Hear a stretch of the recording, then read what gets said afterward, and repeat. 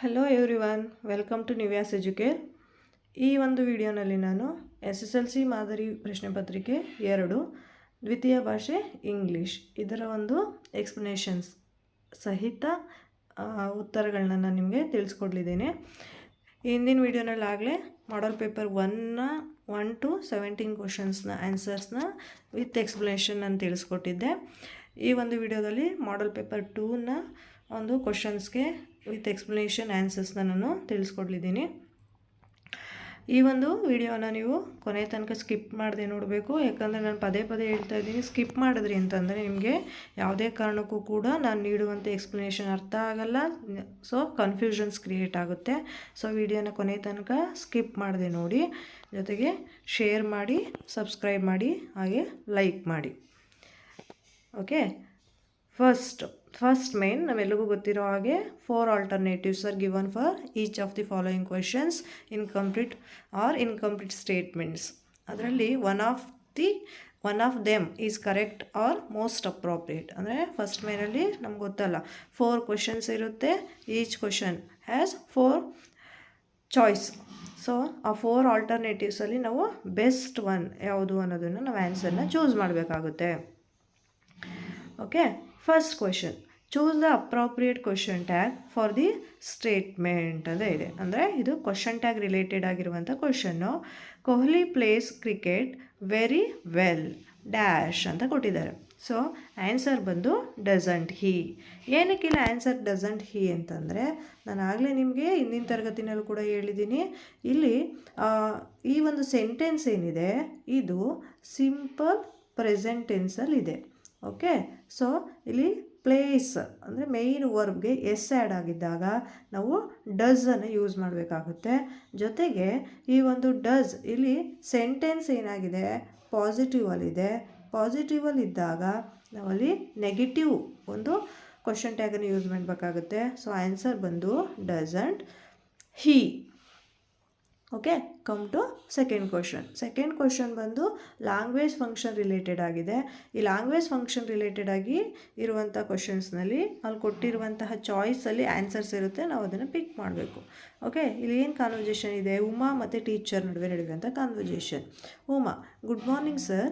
Teacher, very good morning. Uma, sir could you please teachers reported speech as we find it very difficult.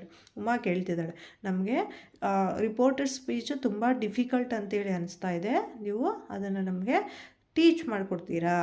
Could you please ಅಂದಾಗ ನಮ್ಗೆ ಗೊತ್ತಾಗುತ್ತೆ this is a request. So answer ಏನು ಬರಬೇಕಿಲ್ಲಿ? Request ಬರಬೇಕು. ನೋಡೋಣ ಆಪ್ಷನ್ಸಲ್ಲಿ ಏನು ಕೊಟ್ಟಿದ್ದಾರೆ ಅಂತೇಳಿ. ಚಾಯ್ಸ್ ರಿಕ್ವೆಸ್ಟಿಂಗ್, ಆಪ್ಷನ್ ಏನಲ್ಲಿ ರಿಕ್ವೆಸ್ಟಿಂಗ್ ಇದೆ. ಸೊ ಆನ್ಸರ್ ಏನಾಗುತ್ತೆ? ರಿಕ್ವೆಸ್ಟಿಂಗ್ ಆಗುತ್ತೆ. ಆರ್ಡರಿಂಗ್ ಅಲ್ಲ, ಸಜೆಸ್ಟಿಂಗು ಅಲ್ಲ, ಅಗ್ರೀಯಿಂಗು ಅಲ್ಲ. Answer is requesting. Okay, next come to third ಕ್ವಶನಲ್ಲಿ ಏನಿದೆ? Read the conversation and fill in the blank, choose the most appropriate word. ಯಾವುದಕ್ಕೆ ರಿಲೇಟೆಡ್ ಆಗಿದೆ ಇದು? If clause. ಈ ಕ್ವಶನ್ ಬಂದು ಇಫ್ ಕ್ಲೌಸ್ಗೆ ರಿಲೇಟೆಡ್ ಆಗಿದೆ. ಸೊ ಇಫ್ ಕ್ಲೌಸಲ್ಲಿ ನಾನು ಆಗಲೇ ಹೇಳ್ದಂಗೆ ಹಿಂದಿನ ಕ್ಲಾಸಲ್ಲಿ ಹೇಳಿದ್ದೆ, ಕೊಟ್ಟಿರುವಂತಹ ಸೆಂಟೆನ್ಸ್ ಏನಿದೆ ಅದು ಸಿಂಪಲ್ ಪ್ರೆಸೆಂಟಲ್ಲಿ ಇದ್ದಿದ್ದೆ ಆದರೆ ನಾವಲ್ಲಿ ವಿಲ್ ಹ್ಯಾವನ್ನು ಯೂಸ್ ಮಾಡ್ತೀವಿ. ಕೊಟ್ಟಿರುವಂಥ ಸೆಂಟೆನ್ಸು ಸಿಂಪಲ್ ಪ್ರೆಸೆಂಟ್ ಅಲ್ಲಿ ಇದ್ದರೆ ವಿಲ್ ಹ್ಯಾವ್ ಬರುತ್ತೆ. ಕೊಟ್ಟಿರುವಂತಹ ಸೆಂಟೆನ್ಸು ಪರ್ಫೆಕ್ಟ್ ಯಾವುದರಲ್ಲಿ ಪರ್ಫೆಕ್ಟ್ ಟೆನ್ಸಲ್ಲಿದ್ದರೆ ಅಲ್ಲಿ ನಾವು ವುಡ್ ಹ್ಯಾವನ್ನು ಯೂಸ್ ಮಾಡಬೇಕಾಗುತ್ತೆ. Depend upon that sentence would have or wouldn't have. Would have ಅಥವಾ ವುಡಂಟ್ ಹ್ಯಾವ್ ಯಾವುದಾದ್ರೂ ಒಂದು ಚಾಯ್ಸು ಅಲ್ಲಿ ಪರ್ಫೆಕ್ಟ್ ಟೆನ್ಸಿಗೆ ಬರುತ್ತೆ. ಈ ಸೆಂಟೆನ್ಸ್ ಏನಿದೆ, Ramesh why did you not come for the tour? Ramesh, sorry I was not feeling well. Mahesh, if you had come this is a perfect tense. ನೀವು ಒಂದು ವೇಳೆ ಬಂದಿದ್ದರೆ you dash enjoyed the trip a lot. You would have enjoyed the trip a lot. ನೀನೇನಾದರೂ ಬಂದಿದ್ದರೆ ನೀನೇನು ಮಾಡ್ತಾಯಿದ್ದೆ? ಟ್ರಿಪ್ನ ತುಂಬ ಎಂಜಾಯ್ ಮಾಡ್ತಾ ಇದ್ದೆ. Okay, this is answer. Come to next question, fourth question ಏನು ಕೊಟ್ಟಿದ್ದಾರೆ? ಇನ್ಫಿನಿಟಿವ್ ರಿಲೇಟೆಡ್ ಆಗಿದೆ. ಸೊ ಇನ್ಫಿನಿಟಿವ್ನಲ್ಲಿ ನಾವು ಈಸಿಯಾಗಿ ಐಡೆಂಟಿಫೈ ಮಾಡ್ಬೋದೇನು ಅಂದರೆ ಮೇಯ್ನ್ ವರ್ಬ್ ಇರುತ್ತೆ, ಜೊತೆಗೆ ಅದರ ಹಿಂದೆ ಟು ಆ್ಯಡ್ ಆಗಿರುತ್ತೆ, to plus main verb. So ಇಲ್ಲಿ ಸೆಂಟೆನ್ಸ್ ಏನಿದೆ, I am going to Mysore to meet. ಕೆಲವೊಂದು ಸಲ ಏನು ಮಾಡ್ತಾರೆ, ಈ ರೀತಿ ನಿಮ್ಮ ಕನ್ಫ್ಯೂಷನ್ಸ್ ಕ್ರಿಯೇಟ್ ಮಾಡೋಕ್ಕೆ ಅಂತೇಳಿ ಸ್ಟೇಟ್ಮೆಂಟನ್ನು ಕೊಡ್ತಾರೆ. ನೀವು ಅವಾಗ ಹುಷಾರಾಗಿರ್ಬೇಕು, ಯಾಕಂದರೆ ಟು ಇದ್ದರೆ ಅದನ್ನು ಇನ್ಫಿನಿಟಿವ್ ಅಂತ ಅನ್ಕೋಬಾರ್ದು. ಯಾಕಂದರೆ ಇಲ್ಲಿ ನಮಗೆ ಚಾಯ್ಸಲ್ಲೂ ಅಷ್ಟೇ, ಸೆಂಟೆನ್ಸಲ್ಲೂ ಅಷ್ಟೇ. I am going to Mysore to meet my friend. ಇಲ್ಲಿ to Mysore to meet. Okay, both words as preposition to, but here we should find the answer as 2 plus verb. To Mysore is verb, not a verb. This is a noun. Mysore is a place name. Okay, this is noun.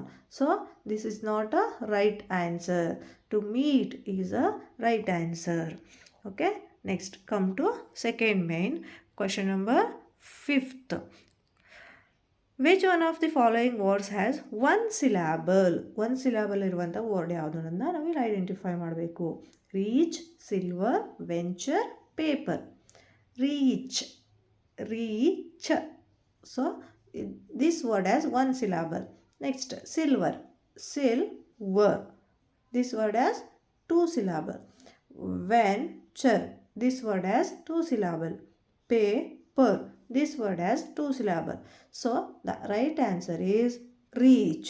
Okay. Next, come to 6th question.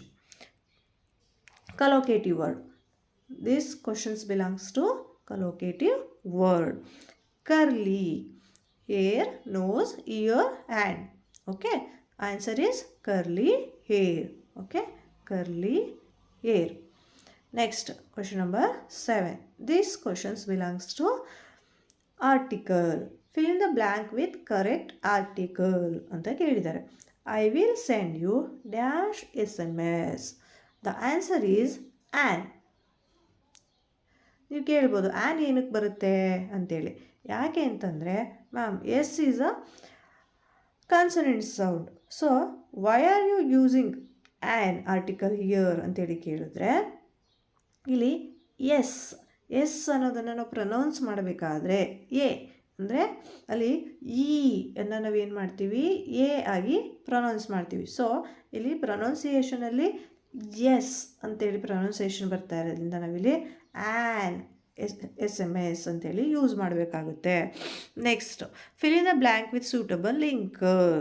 Ravi couldn't reach in time dash he miss the bus. Ravi ಸರಿಯಾದ ಸಮಯಕ್ಕೆ reach ಆಗಲಿಲ್ಲ, ಹಿ miss the bus ಅಂತ ಇದೆ. Dash ಕೇಳಿದ್ದಾರೆ ಯಾಕಂದರೆ. So here the linker is because. Next 9th one, fill in the blank with appropriate preposition.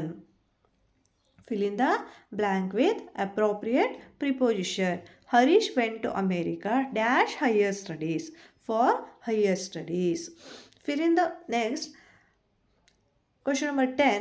Fill in the blank with appropriate tense form of the verb given in brackets.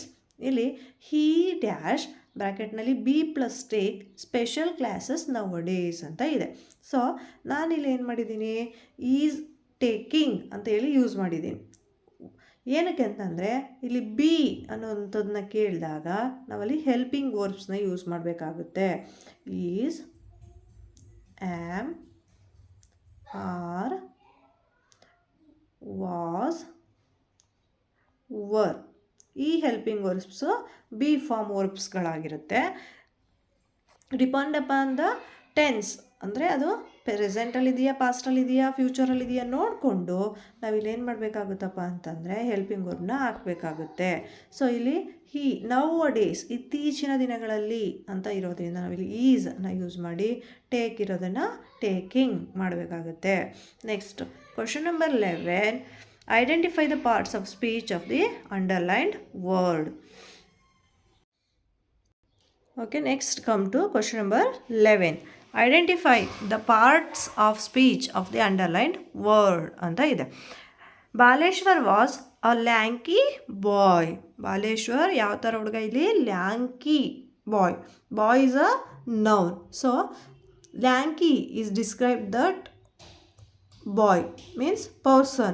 So which word describes the noun? That word called as adjective. So lanky is a adjective. Next, come to question number 12. Write the correct form of the word given in brackets. Harish is known for his dash. ಬ್ರ್ಯಾಕೆಟ್ನಲ್ಲಿ sincere ಇಂತಿದೆ. So ನಾವು ಅದರ correct form of ವರ್ಡ್ನ ಬರೀಬೇಕು. So the answer is sincerity. Harish is known for his sincerity. Okay, next come to question number 13. ಇಲ್ಲಿ ಸ್ವಲ್ಪ variation ಆಗಿದೆ, so adjust ಮಾಡ್ಕೊಳ್ಳಿ. Use the word conduct as verb in sentence.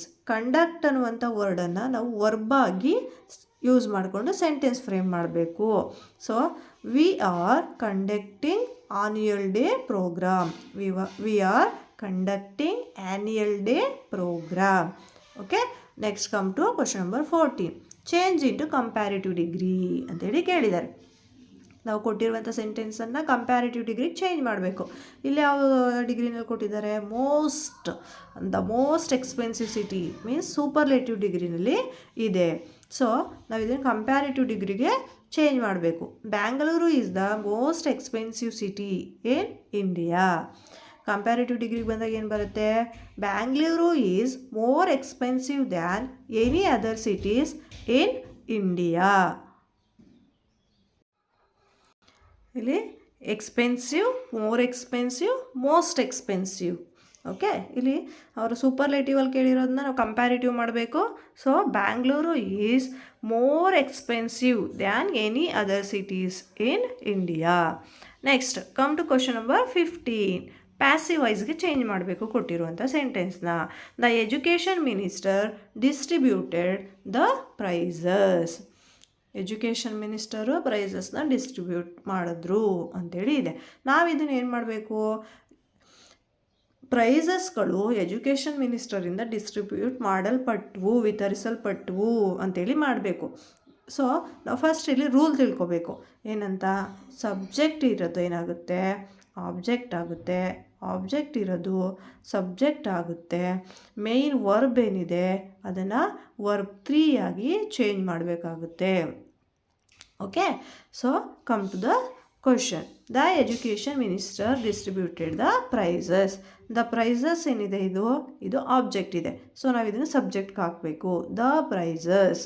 Okay, ಇಲ್ಲಿ distributed ಅನ್ನೋದು past ಟೆನ್ಸಲ್ಲಿ ಇರೋದ್ರಿಂದ ನಾವಿಲ್ಲಿ ಹೆಲ್ಪಿಂಗ್ ವರ್ಬನ್ನು ಪಾಸ್ಟನ್ನು ಯೂಸ್ ಮಾಡಬೇಕಾಗಿರುತ್ತೆ. ದ ಪ್ರೈಸಸ್ ಅಂದರೆ ಮೋರ್ ದ್ಯಾನ್ 1 ಇರೋದ್ರಿಂದ ನಾವಿಲ್ಲಿ ಹೆಲ್ಪಿಂಗ್ ವರ್ಬ್ ಏನಾಗುತ್ತೆ? ವರ್ ಆಗುತ್ತೆ. The prizes were distributed. Distributed. So ಇಲ್ಲಿ ವರ್ಬ್ 3 ಡಿಸ್ಟ್ರಿಬ್ಯೂಟೆಡೇ ಬರುತ್ತೆ. ಬೈ ಅನ್ನೋದನ್ನು ನಾವು ಪ್ಯಾಸಿವ್ ವಾಯ್ಸ್ಗೆ ಚೇಂಜ್ ಮಾಡಬೇಕಾದ್ರೆ ಇಂದ, ಯಾರಿಂದ ಅಂತೇಳಿ, ಯಾವುದರಿಂದ ಅಂತೇಳಿ ಹೇಳ್ತೀವಲ್ವ. ಸೊ ಬೈಯನ್ನು ಯೂಸ್ ಮಾಡಬೇಕಾಗುತ್ತೆ. ಅದಾದ ನಂತರ ಆ ಸಬ್ಜೆಕ್ಟಲ್ಲಿ ಏನಿದೆ ಅದನ್ನು ನಾವು ಆಬ್ಜೆಕ್ಟ್ ಪ್ಲೇಸ್ಗೆ ತರಬೇಕಾಗುತ್ತೆ. The education minister. Okay, so the answer is the prizes were distributed by the education minister. Okay, next come to question number 16. This question belongs to reported speech. ಯಾವುದಕ್ಕೆ ರಿಲೇಟೆಡ್ ಆಗಿದೆ? ಇದು ರಿಪೋರ್ಟೆಡ್ ಸ್ಪೀಚ್ಗೆ ರಿಲೇಟೆಡ್ ಆಗಿ ಇದೆ. So Radha ಮತ್ತು ರಶ್ಮಿ ನಡುವೆ ಅಂತ ಕಾನ್ವರ್ಜೇಷನು. Good morning Rashmi. Very good morning. Radha, where did you go yesterday? Radha ರಶ್ಮಿಗೆ ಕ್ವಶನ್ ಮಾಡ್ತಿದ್ದಾಳೆ, ನಿನ್ನೆ ನೀನು ಎಲ್ಲಿಗೆ ಹೋಗಿದ್ದೆ? Rashmi, I went to Bengaluru. ಇದೇನೇ ಆಗಿದ್ರು ಕೂಡ we should concentrate on the only one sentence which sentence as underlined. ಯಾವ ಸೆಂಟೆನ್ಸು ಅಂಡರ್ಲೈನ್ ಆಗಿರುತ್ತೋ ಆ ಸೆಂಟೆನ್ಸ್ ಕಡೆ ನಾವು ಕಾನ್ಸಂಟ್ರೇಟ್ ಮಾಡಬೇಕಾಗುತ್ತೆ. ಆ ಸೆಂಟೆನ್ಸನ್ನು ನಾವು ಇಲ್ಲಿ ರಿಪೋರ್ಟೆಡ್ ಸ್ಪೀಚ್ಗೆ ಚೇಂಜ್ ಮಾಡಬೇಕಾಗುತ್ತೆ. So Radha asked Rashmi. ರಾಧಾ ರಶ್ಮಿಯನ್ನು ಕೇಳಿದ್ಲು. ಏನಂತ? ವೇರ್. ಓಕೆ, ವೇರ್ ಇಲ್ಲಿ ಶಿ ಬರಬೇಕು. ಇಲ್ಲಿ ಒಂದು ಸ್ಪೆಲ್ಲಿಂಗ್ ಬಿಟ್ಟೋಗಿದೆ. ಇಲ್ಲಿ ರಾಧಾ ಏನು ಮಾಡ್ತಾಳೆ? ರಶ್ಮಿಯನ್ನು ಕೇಳ್ತಾಳೆ where she had. Where he ಅಲ್ಲ, she. Okay, she had gone the day before. So ಇಲ್ಲಿ ಏನಂತಂದರೆ ಪಾಸ್ಟ್ ಟೆನ್ಸಲ್ಲಿರೋದನ್ನು ನಾವು ಪಾಸ್ಟ್ ಪರ್ಫೆಕ್ಟಾಗಿ ಯೂಸ್ ಮಾಡಬೇಕಾಗಿರೋದ್ರಿಂದ had gone, go, went, gone verb 3 ಬರುತ್ತೆ, ಪಾಸ್ಟ್ ಪಾರ್ಟಿಸಿಪಲ್ ಬರುತ್ತೆ ಪರ್ಫೆಕ್ಟ್ ಟೆನ್ಸಲ್ಲಿ. So where she had gone the day before or previous day ಅನ್ನೋದನ್ನ ನಾವು ಯೂಸ್ ಮಾಡಬೇಕಾಗುತ್ತೆ. Next come to main 3, question number 17. ಇಲ್ಲಿ 2 ಎರರ್ಸ್ ಇರುತ್ತೆ, 2 ಎರರ್ಸ್ನ ನಾವು ಕರೆಕ್ಟ್ ಮಾಡಬೇಕಾಗುತ್ತೆ. ಅದಕ್ಕೆ ಕ್ಲೂಸನ್ನು ಕೊಟ್ಟಿರ್ತಾರೆ, ಆ ಕ್ಲೂಸ್ನ ಯೂಸ್ ಮಾಡಿಕೊಂಡು ಆ ಎರರ್ಸ್ನ ಐಡೆಂಟಿಫೈ ಮಾಡಿ ಅದನ್ನ ಕರೆಕ್ಟ್ ಮಾಡಿ ಇಡೀ ಪ್ಯಾರಾಗ್ರಾಫ್ನ ರೀರೈಟ್ ಮಾಡಬೇಕು ಎಕ್ಸಾಮ್ನಲ್ಲಿ ನೀವು. Okay, not only those words, ಆ ವರ್ಡ್ಸ್ ಮಾತ್ರ ಅಲ್ಲ, ಇಡೀ ಪ್ಯಾರಾಗ್ರಾಫ್ನ ರೀರೈಟ್ ಮಾಡಬೇಕಾಗುತ್ತೆ.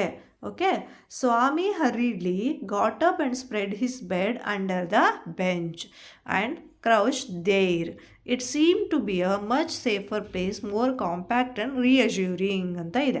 ಸೊ ಫಸ್ಟು ಕ್ಲೂ ಏನು ಕೊಟ್ಟಿದ್ದಾರೆ, spelling mistake to be corrected ಅಂತ ಕೊಟ್ಟಿದ್ದಾರೆ. ಸೊ ಸ್ಪೆಲ್ಲಿಂಗ್ ಮಿಸ್ಟೇಕ್ ಯಾವುದರಲ್ಲಿ, ನನಗೆ ಆಲ್ರೆಡಿ ನಿಮಗಿಲ್ಲಿ ಮಾರ್ಕ್ ಮಾಡಿದ್ದೀನಿ, ಹೈಲೈಟ್ ಮಾಡಿದ್ದೀನಿ. ದೇರ್ ಅಂದರೆ THEIR, ದೇರ್ ಅಂದರೆ ಅವರ ಆಗುತ್ತೆ. ಸೊ ನಾವಿಲ್ಲಿ ಅಲ್ಲಿ ಅಂಥೇಳಿ ಯೂಸ್ ಮಾಡಬೇಕು, there. So the right answer is there, THERE ಅನ್ನೋದನ್ನ ಯೂಸ್ ಮಾಡಬೇಕು. Next verbal mistake to be corrected ಅಂದರೆ ಅಲ್ಲಿ ಯಾವುದೋ ಒಂದು ವರ್ಬ್ ಮಿಸ್ಟೇಕಲ್ಲಿ ಆಗಿದೆ, ಅದನ್ನು ನಾವು ಕರೆಕ್ಟ್ ಮಾಡಬೇಕು. ಸೊ ಇಲ್ಲಿ ಕ್ರೌಚ್ ಅನ್ನೋದೇನಿದೆ ಅದು ಕ್ರೌಚ್ಡ್ ಆಗಬೇಕು. ಸೊ ಈ ಒಂದು ಮೇಯ್ನಲ್ಲಿ ಏನು ಮಾಡ್ತಾರೆ ಅಂತಂದರೆ, ನಿಮಗೆ ನಿಮ್ಮ ಲೆಸನ್ಸ್ ಏನಿದೆ ಆ ಲೆಸನ್ಸಿಂದನೇ ಪ್ಯಾರಾಗ್ರಾಫ್ನ ತೆಗಿತಾರೆ. ಸೊ ನೀವು ಲೆಸನ್ಸನ್ನು ಕರೆಕ್ಟಾಗಿ ನೀಟಾಗಿ ಓದಿದ್ದೇ ಆಗಿದ್ದರೆ ಇದನ್ನು ಈಸಿಯಾಗಿ ಐಡೆಂಟಿಫೈ ಮಾಡ್ಬೋದು. ಓಕೆ, ಸೊ ಈ ಒಂದು ಮೇಯ್ನು ನಿಮ್ಮ ಲೆಸನ್ಸಲ್ಲಿ ಇರುವಂತಹ ಒಂದು ಪ್ಯಾರಾಗ್ರಾಫ್ನ ಫಿಕ್ ಮಾಡಿ ಕೊಡ್ತಾರೆ. ಸೊ ನೀವು ಇದನ್ನು ಈಸಿಯಾಗಿ ಮಾರ್ಕ್ಸನ್ನು ಗಳಿಸ್ಬೋದಾಗಿರುತ್ತೆ. ಇದಿಷ್ಟು ಈ ಒಂದು ವಿಡಿಯೋನಲ್ಲಿ ಮಾಡೆಲ್ ಪೇಪರ್ 2ಗೆ ಸಂಬಂಧಪಟ್ಟ ಹಾಗೆ ಕ್ವಶನ್ ನಂಬರ್ 1 to 17ವರೆಗೆ ಆನ್ಸರ್ಸ್ ವಿತ್ ಎಕ್ಸ್ಪ್ಲನೇಷನ್ ಕೊಟ್ಟಿದ್ದೀನಿ. ಸೊ ವಿಡಿಯೋ ಇಷ್ಟ ಆಗಿದೆ ಅಂತ ಅನ್ಕೋತೀನಿ. ವಿಡಿಯೋನ ಸ್ಕಿಪ್ ಮಾಡಿದೆ ಕೊನೆ ತನಕ ನೋಡಿದ್ದೀರಾ ಅಂತ ಅನ್ಕೋತೀನಿ. ವಿಡಿಯೋನ ಸಬ್ಸ್ಕ್ರೈಬ್ ಮಾಡಿ, ಲೈಕ್ ಮಾಡಿ, ಜೊತೆಗೆ ಶೇರ್ ಮಾಡಿ. ಎಲ್ರಿಗೂ ಕೂಡ ಧನ್ಯವಾದಗಳು.